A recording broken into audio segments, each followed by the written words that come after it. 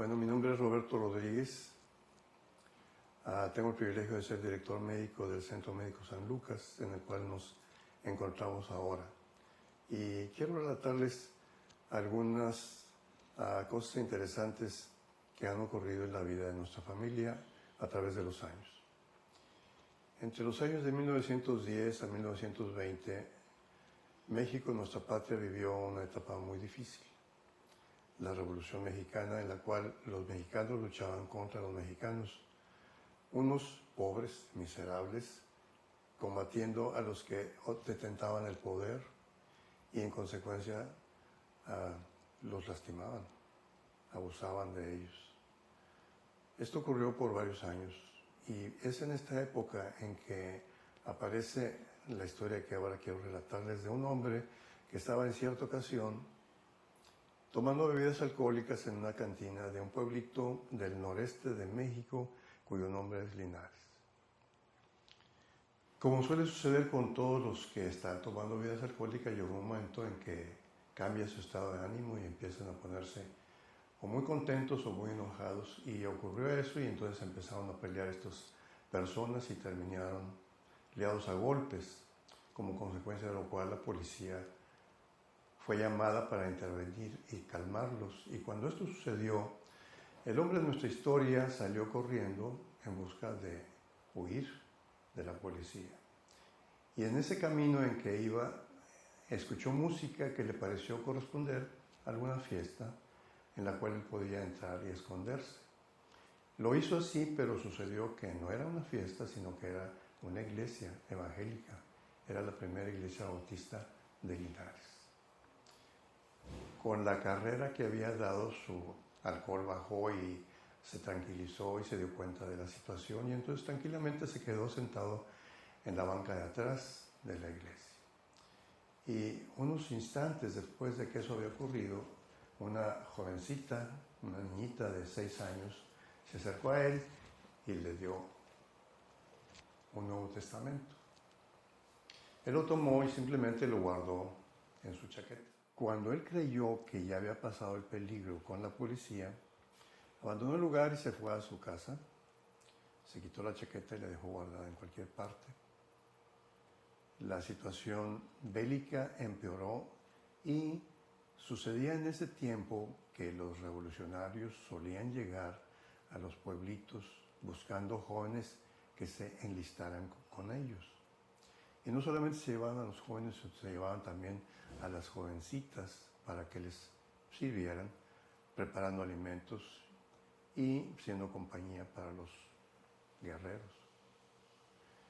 Este hombre, que era mi abuelo, Pedro Rodríguez, tenía 5 hijos, 2 jovencitas y 3 varones. Y pensó en el alto riesgo de perder a uno o a todos sus hijos en esta lucha armada, por lo cual decidió salir de aquel pueblo y salir del país y emigrar hacia Estados Unidos, que no le quedaba demasiado lejos. De tal manera que empezó a hacer los preparativos, los arreglos correspondientes, y en eso estaba cuando encontró su chaqueta, y dentro de la chaqueta encontró el Nuevo Testamento que había recibido de aquella niña, cuyo nombre no recuerdo, pero su padre se llamaba Tomás Huestro. Se recordó del incidente, le pareció muy interesante y decidió regresar a la iglesia. Así lo hizo y entonces escuchó el evangelio predicado por el pastor y aceptó a Cristo en su corazón. El siguiente domingo regresó a la iglesia con toda la familia. Todos escucharon la predicación y todos aceptaron a Cristo Jesús en su corazón y decidieron bautizarse, lo cual lo hicieron. Y posteriormente el pastor le recomendó a mi abuelo el nombre de la iglesia a la cual debería ir en Austin, Texas. Era la primera iglesia bautista mexicana en este lugar, y entonces llevaba recomendación para el pastor para que los ayudara en todo. Y así lo hizo. Les consiguió trabajo, la abuelita trabajó encargada de la cocina del seminario, el abuelo se encargaba de los estudiantes y se involucraron perfectamente bien en las actividades de la iglesia. El hijo menor de la familia, de nombre Isaías, que es mi padre, fue mi padre porque él ya murió, se involucró mucho en el ministerio, de tal manera que para los 15 años de edad el pastor le pidió que fuera su asistente en las actividades ministeriales. 5 años después, ese joven, a la edad de 20 años, decidió regresar a México para asistir al seminario y convertirse en un predicador del Evangelio. Así lo hizo, vino a México, asistió a varios seminarios, uno en Puebla, otro en Saltillo, y cuando lo hizo en Puebla, tuvo el privilegio de conocer a un doctor de apellido Meadows, que era un misionero americano, médico, que había construido un hospital, el hospital se llamaba Hospital Latinoamericano, en el cual trabajaba él haciendo su labor. Y los domingos, los fines de semana, acostumbraba invitar a estudiantes del seminario y estudiantes de medicina para que lo acompañaran a hacer misiones médicas entre la población indígena cercana a ese lugar. De allí nació en mi padre el deseo de ser médico misionero, no solamente ministro, sino de ser médico misionero. Dios no le concedió este privilegio cuando estaba en Guadalajara como pastor de la primera iglesia bautista. Asistía también a la Facultad de Medicina, pero finalmente no pudo hacerlo y dedicó su vida por entero a la predicación del Evangelio, y haciéndolo así fundó 2 seminarios, de los cuales uno de ellos persiste en la ciudad de Monterrey y es dirigido por su hijo, mi hermano Isaías. Fundó muchas iglesias. En estos seminarios cientos de jóvenes han salido y siguen saliendo año tras año, preparados para llevar el Evangelio a todas partes. Esto es el resultado de aquellos años transcurridos desde el momento en que el abuelo recibió ese Nuevo Testamento hasta el momento en que yo tuve el privilegio de iniciar las actividades médico-misioneras, en parte siguiendo los sueños de mi padre y en parte siguiendo los míos propios, de tal manera que en el año de 1965, en el mes de julio, vamos a cumplir 50 años de ello, tuvimos la primera campaña médico-misionera en Galeana, Nuevo León, con un grupo de médicos y enfermeras odontólogos procedentes de la ciudad de Los Ángeles.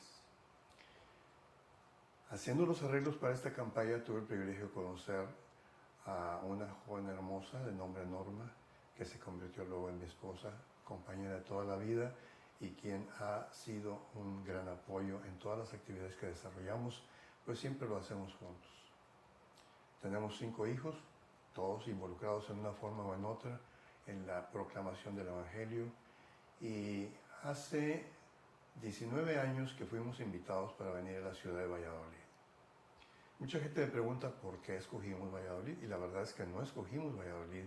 Dios nos envió aquí a través de la invitación que un funcionario del Instituto Nacional Indigenista nos hizo para venir a este lugar en donde había gran necesidad de atención médica quirúrgica, había mucho alcoholismo, había mortalidad infantil y mortalidad materno-infantil. Las mujeres no alcanzaban a llegar a atender su bebé y morían en el proceso, lo cual era muy doloroso.